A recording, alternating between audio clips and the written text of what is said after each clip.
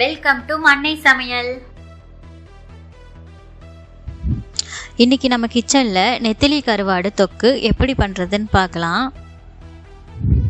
அதுக்கு ஒரு வாணலில் கொஞ்சமாக எண்ணெய் சேர்த்து இதில் கொஞ்சம் பெருஞ்சீரகத்தூள் சேர்த்து இதை நல்லா பொரிய விட போகிறோம். இது நல்லா பொரிஞ்சதும் நம்ம ஒரு கொத்து கருவேப்பிலை சேர்த்துக்க போகிறோம். ஒரு கப் வெங்காயம் கட் பண்ணி வச்சுருக்கேன், அதையும் இதில் சேர்த்து இப்போ நல்லா வதக்கிக்கலாம். ஒரு 10 பூண்டு பல் சின்ன சின்னதாக நறுக்கி வச்சுருக்கேன், அதையும் இதில் சேர்த்து இப்போ நல்லா வதக்கிக்க போகிறோம். இதுக்கு தேவையான அளவு உப்பு சேர்த்துக்கலாம். இப்போ வெங்காயம் நல்லா வதங்கிடுச்சு. இப்போ தக்காளி சேர்த்து இதையும் நல்லா வதக்கிக்கலாம். இப்போ நெத்திலி கருவாடை நான் க்ளீன் பண்ணி வச்சுருக்கேன், அதையும் இதில் சேர்த்து நம்ம வதக்கிக்க போகிறோம். இது 2 நிமிஷம் நல்லா வதக்குங்க.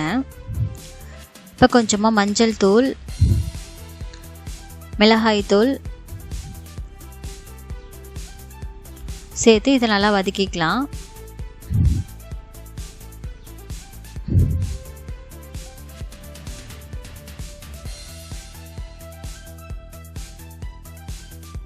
கொஞ்சமாக தண்ணி சேர்த்து ஒரு மூடி போட்டு மூடி வச்சிருங்க.